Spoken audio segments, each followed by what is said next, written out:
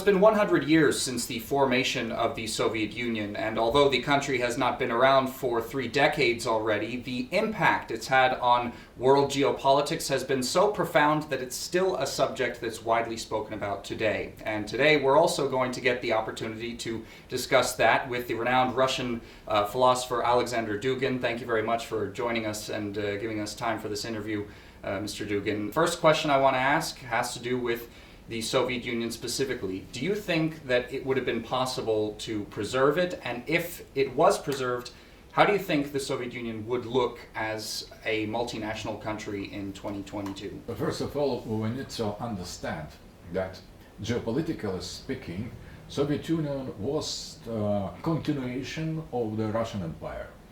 Ideologically, it was quite different. It was based on the totally opposite values and ideas, but as geopolitical entity, as heartland, as Eurasian landmass, and the vision of the classics of geopolitics, like Mackinder or Brzezinski, Soviet Union was direct continuation and realization of the land power, opposite to sea power. So in that sense, that was a kind of realization of the main geopolitical contradiction that is the core of the human history, according always to Mackinder. So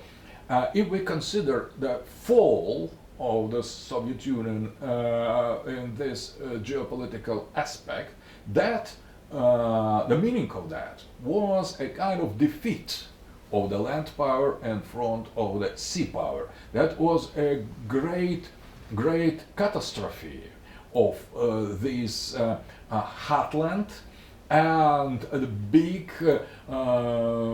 achievements of the sea power or global Western liberal civilization. In that sense, we could imagine a continuation of Soviet Union during last 3 decades, like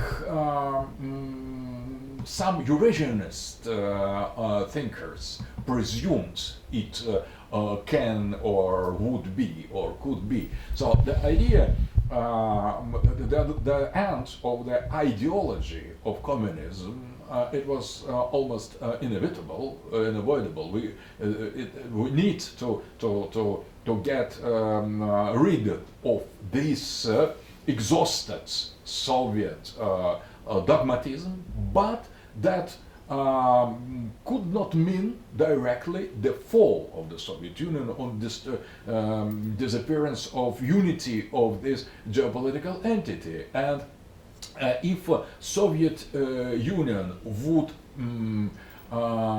survive this catastrophe, it will be a kind of Eurasian Union, a kind of Eurasian empire, or return to the classical Russian empire with strategical centralism and multiplicity of the ethnic groups living inside. So I think that was quite possible. So to abandon Soviet ideology and preserve and save geopolitical unity of this heartland, of this land power, that was possible. And precisely now we are dealing with the will of the Moscow to reconquer this geopolitical space. So there is the moment of the return to the geopolitics, because land power once more wants now to reaffirm its independence, sovereignty in front of the collective West that is today under almost full control of the Atlanticist, thalassocratic elite of sea power. So we are reconstructing this geopolitical space without Soviet ideology, but trying to restore the greatness of the empire, or recreate Eurasian Union.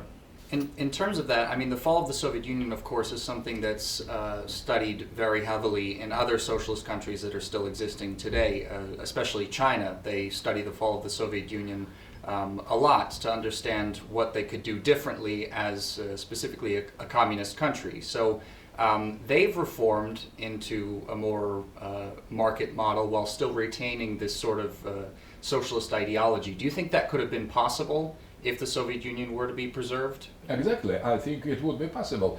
And China, precisely,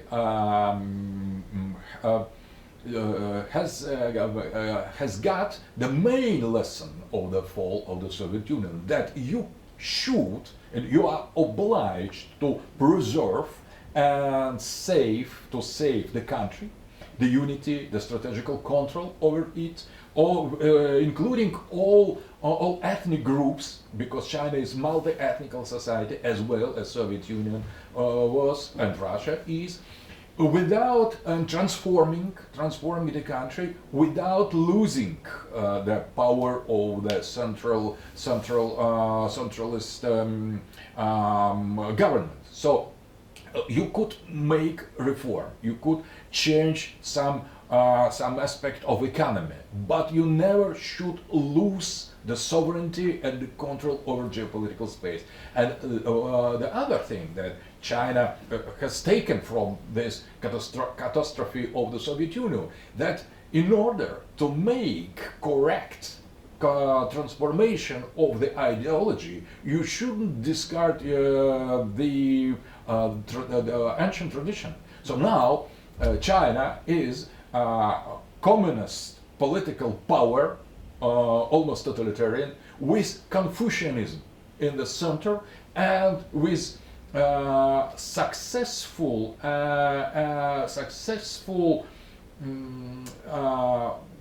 control over growing liberal market. So that is not liberalism as in the West. That is the liberalism under control of the centralized ideologically socialist power. It is quite different. So the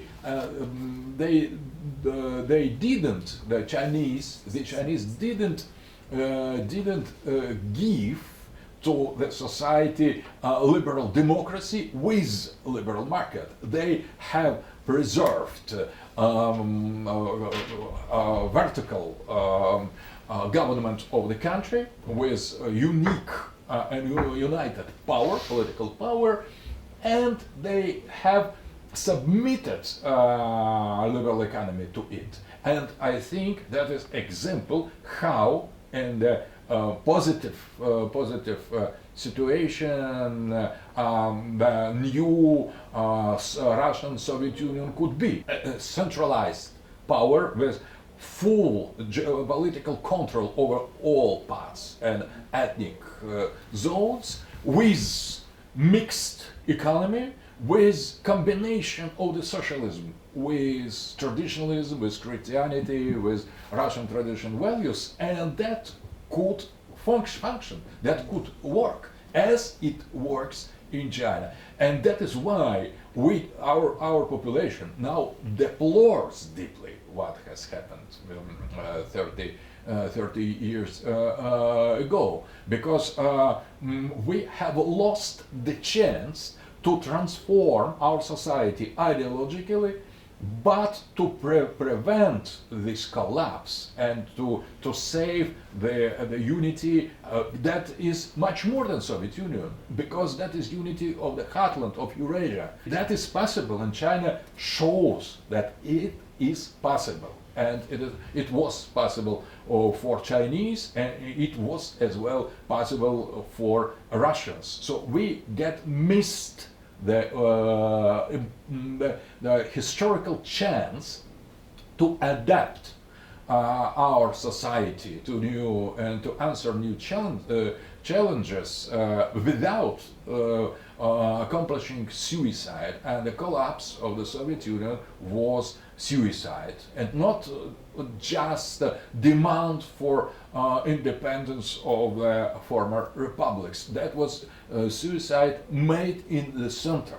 So we are fully responsible, we Russians, we are fully responsible for that. It's not only just nationalists from the periphery. That was the crime made by the government of Moscow, by the center. Well, you used the term near-totalitarianism connected to Confucianism to describe what modern China has basically reformed into. And it's interesting to me because as an American, totalitarianism, the term as I understand it, is basically has long been just a word that people in the West have used to attack Russia or China. And when I moved here, I realized that things are a lot more nuanced in countries that are just labeled totalitarianism, like the state just controls everything.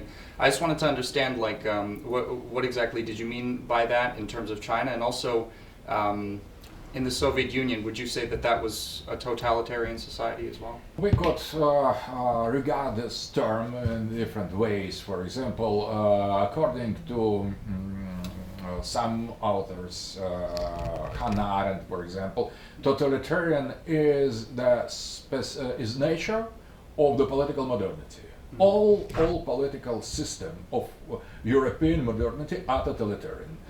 Fascism is openly totalitarian.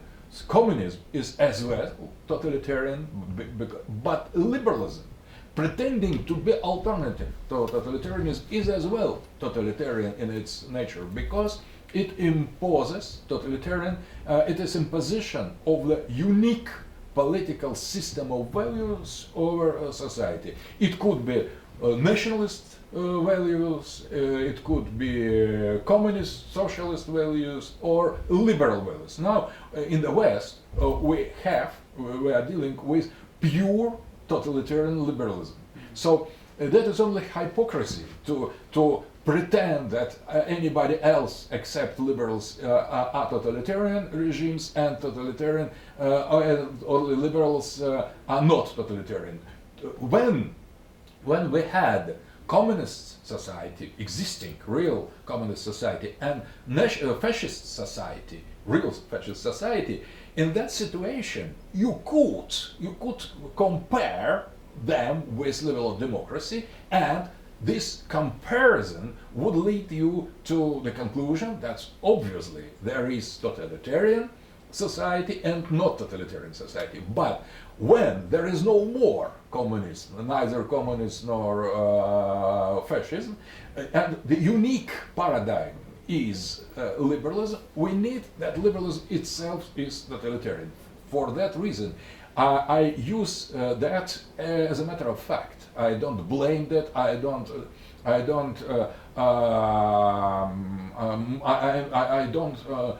make apology of it. But the only way I just want to stress, to emphasize that Chinese society is not liberal or liberal totalitarian. It is just holistic. We could use more appropriate word, holistic. So there is holism, holistic system. It is the system when the common is put over the individual or the parts. The whole thing is put over the parts of it. That is holistic attitude. You could blame that as totalitarian, but we can blame as totalitarian as well this liberal democracy that pretends to have the absolute truth and to impose this so-called truth on anybody else in the world without regarding the particularity of different civilizations. So there is inherent racism in the Western liberalism because it identifies the Western historical and political cultural experience with universal one.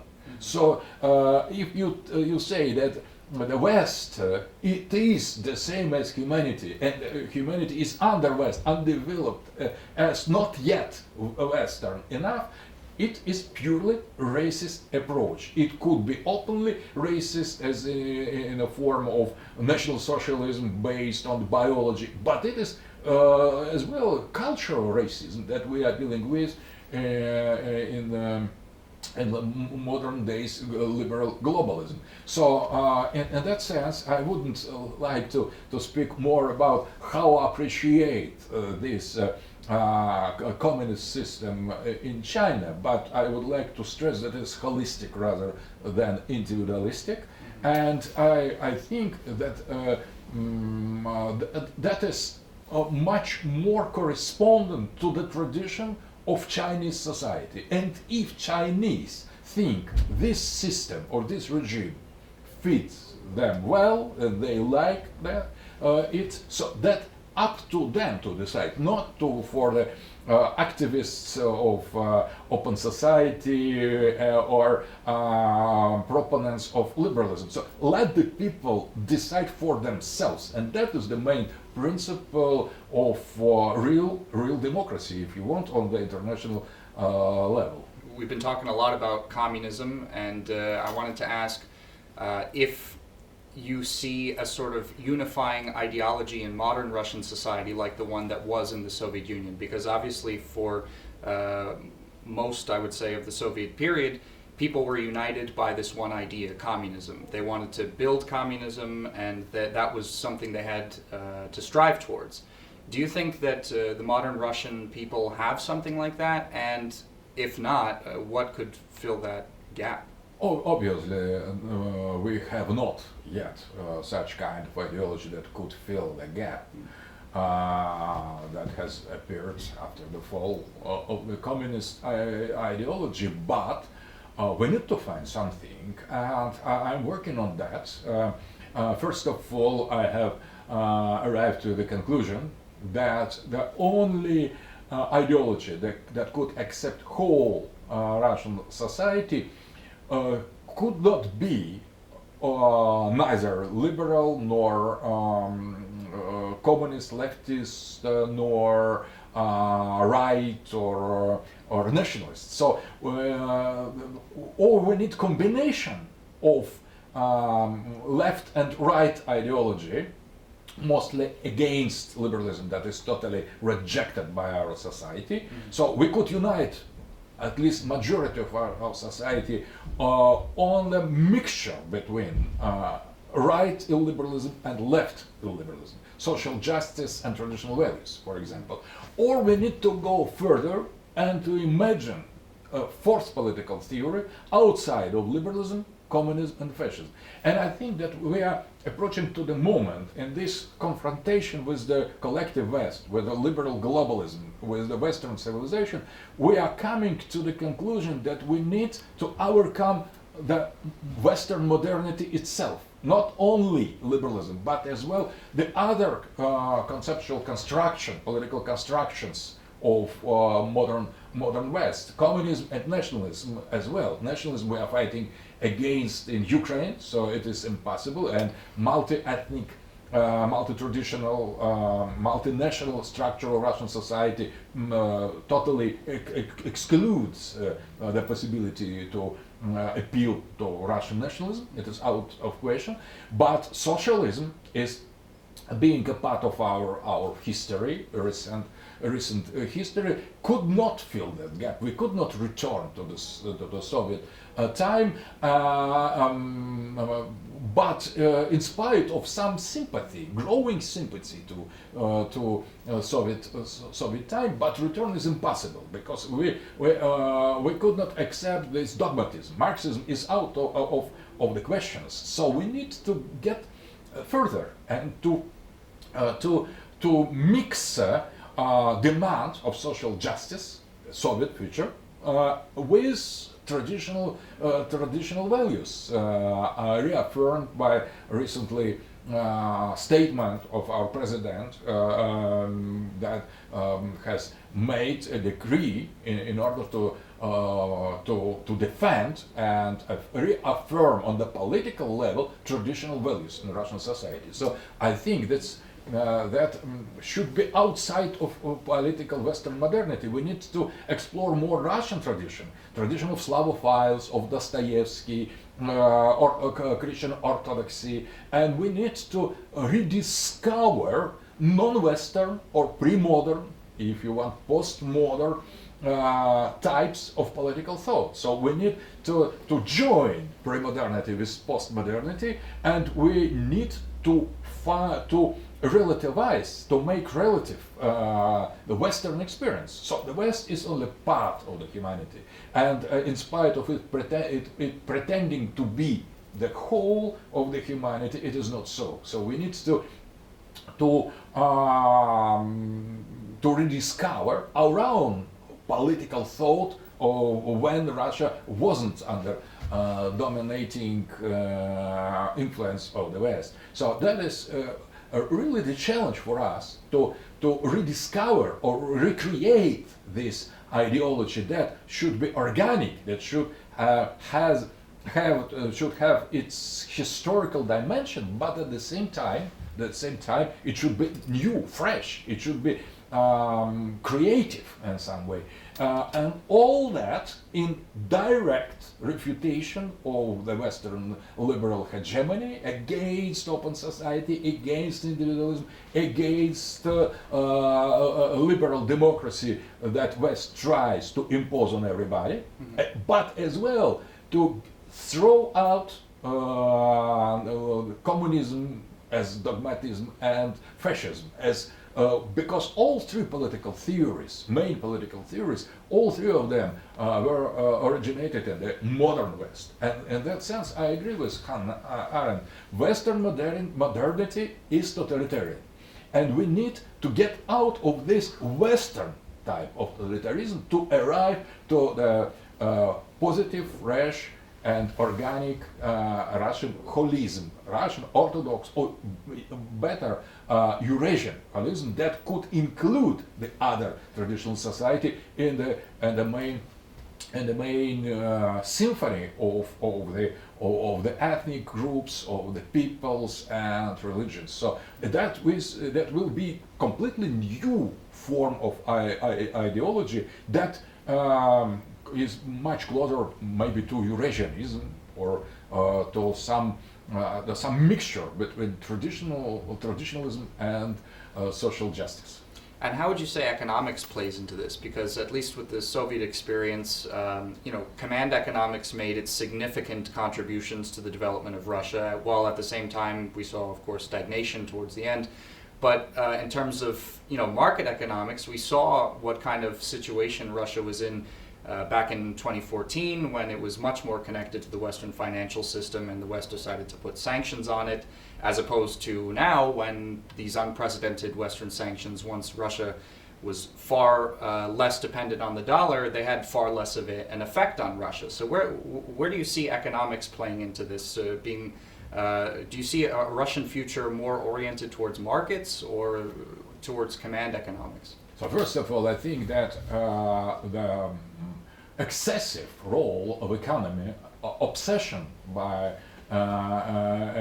economy is one of the marks or one of the symbols of the degradation of civilization. So if you reduce all values to economy, if you evaluate everybody and everything with economical mark, so you are done. You are already done. You have lost everything, because now in the last decree of our president, the traditional value, the main traditional value is accepted the predominance of the spirit over the matter, and that is quite Russian. So that is the main key. So economy, when you are obsessed with economy, you is obliged to follow more and more this confrontation, this competition with the other, and less you is concerned by economic frenzy, by the will to economic growth and continuum economic growth. The more you are engaged in the fatal and in fatal logic of matter. So you become the slave of matter and material transformation. You are not anymore master of the economy. You become slave of economy. So as Louis Dumont, French sociologist, has said, in the 20th century we had three political regimes: communism, liberalism, and fascism. Communism and liberalism were obsessed by economy, and they have shown more or less impressive results.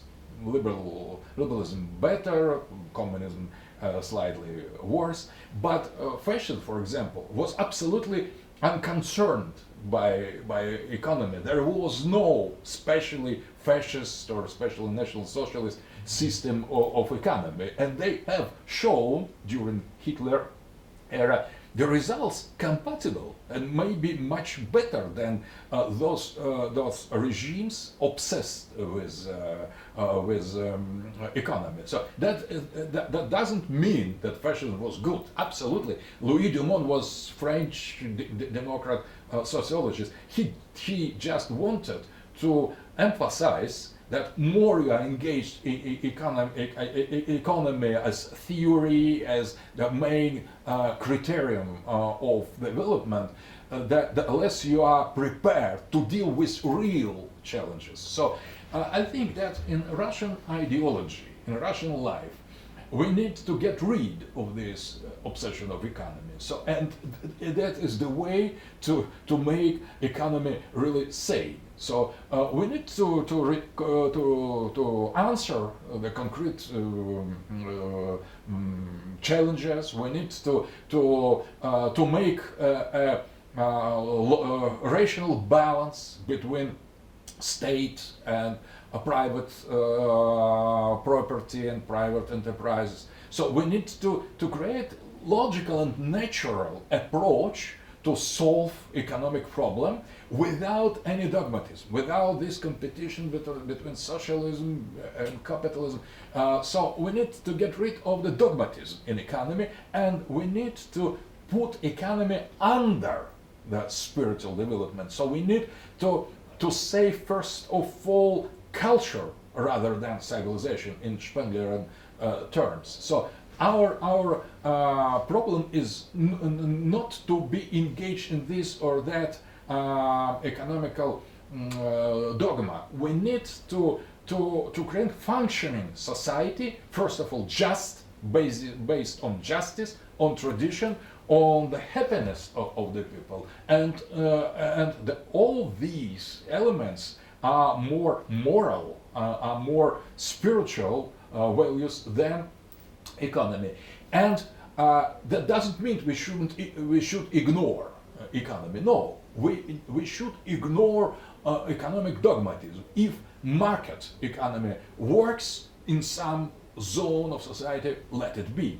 If state involvement is functional, is positive, let it be as well. If there is a common communitarian approach in some group of population, let be communes, some form of communitarian societies. So we should get rid of any kind of orthodoxy in economy. So we need more than that. We need accept heterodox economical solution, and if we regard with such eyes, what was the best economical performance in history of last century, we see that precisely the mixture. So, for example, American strategy of mercantilism and protectionism with free markets, and so in in Europe, that is social politics, almost socialism with some freedom of enterprises. So the balance between state and private capital is always changing. It is always relation. It is not the dogma. So we need to find the relation that would fit better to Russian experience, to Russian society, and that would will help us better to solve the concrete ongoing problem. So I am a proponent of the economical heterodoxy. So outside destruction of dogmas. So neither Marxism nor liberalism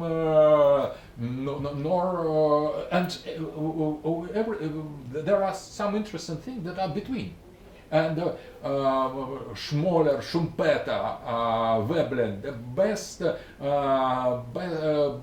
best economists of Keynes, same Keynes, the best economists of the Western liberal thought, they were not convinced liberals. They were in between. They proposed, they developed some heterodoxal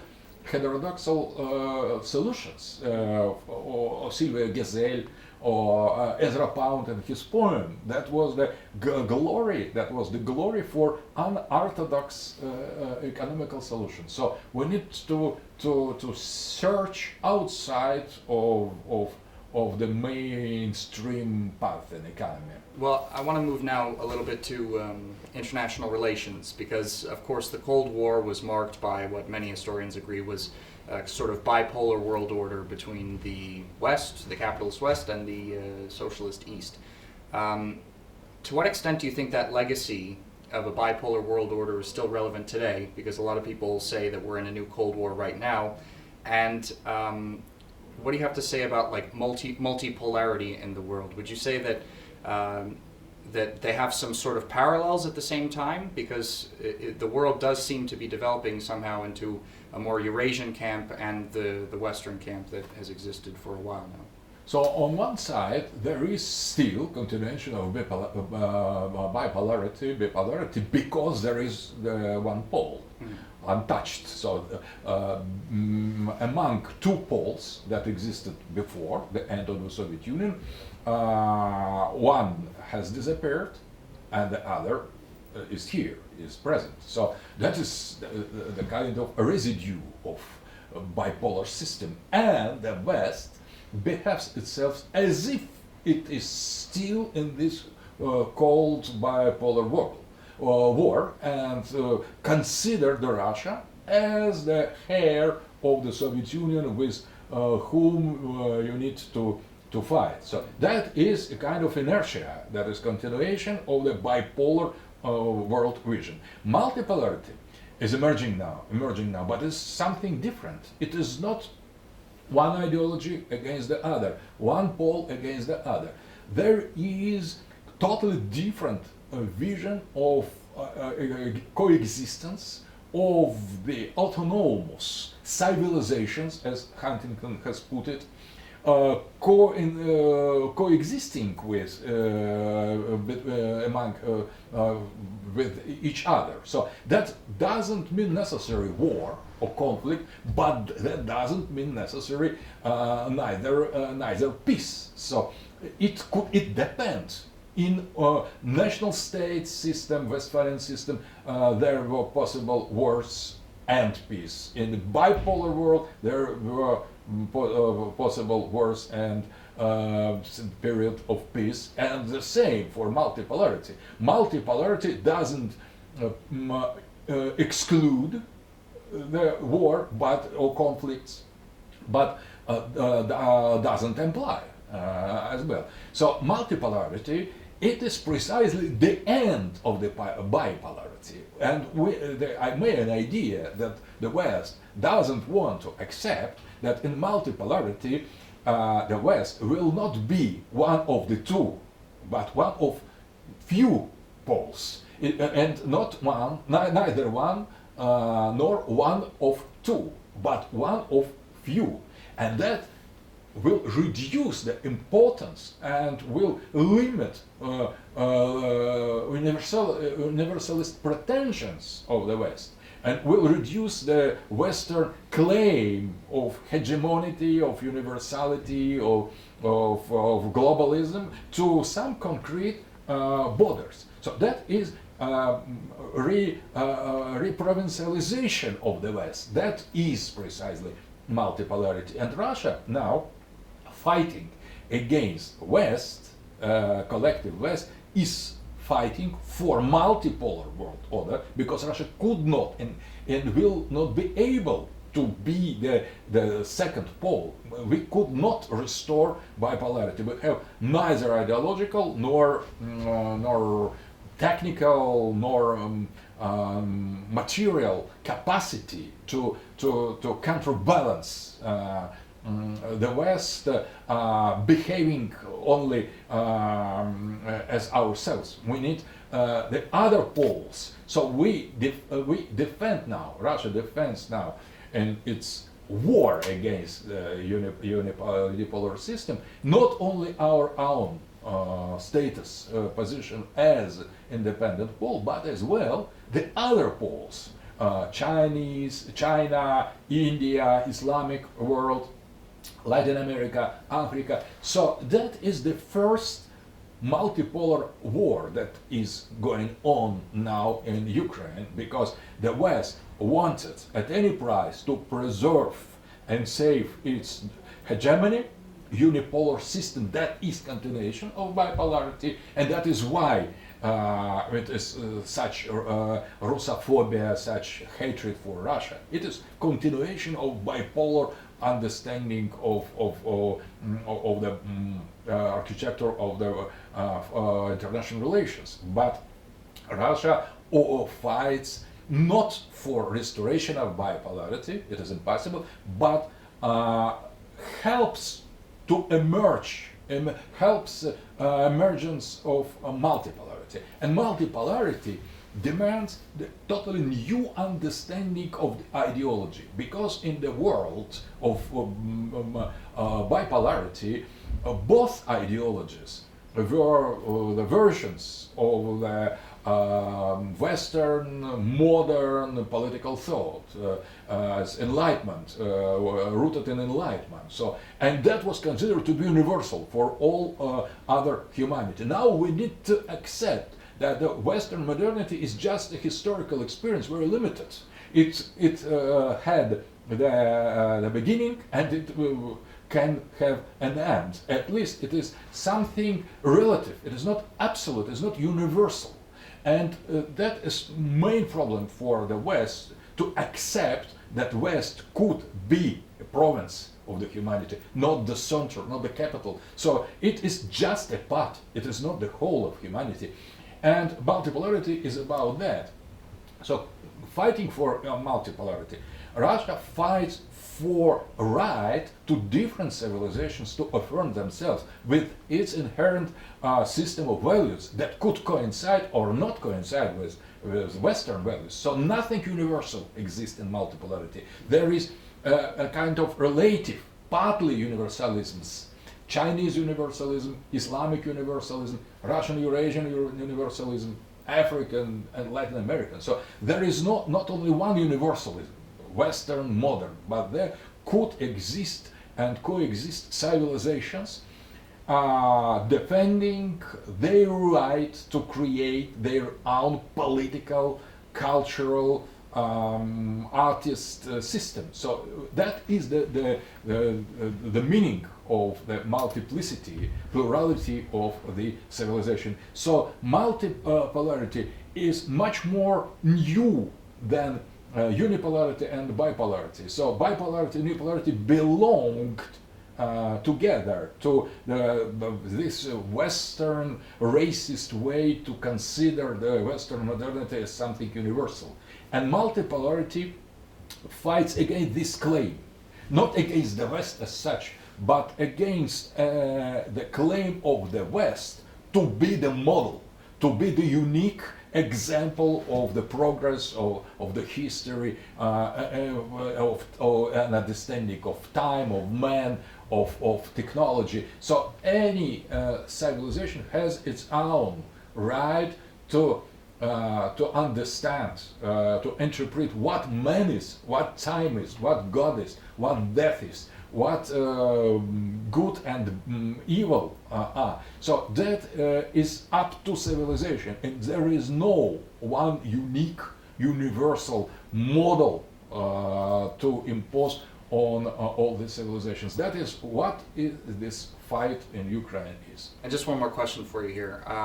Which leader do you think of the Soviet period best represented the entire Soviet era as a whole, and why? Stalin, absolutely, it's clear. So Stalin, neither Lenin nor Brezhnev, Gorbachev is outside of the question. So Stalin, now we could say that there is growing popularity of Stalin among the people who never saw Stalin, never lived in time of Stalin. So that is the myth that is growing, and Stalin is accepted not only by the people with sympathy for left ideas or engaged in the nostalgia, Soviet nostalgia, but as well many traditionalists, many Orthodox Christians consider Stalin to be great leader, because it is not only about Marxism and socialism, but that was as well about the greatness of empire, reconstruction of the Soviet empire, fighting against a liberal West. So that is something eternal in Stalin, and that is something clearly Soviet. So I think that all the left today is divided on Trotskyist, internationalist, anti-Stalin, and liberal, and anti-Russian, and so on, and pro-Stalinist. That is much more close to Russian traditionalists, to Putinism, and to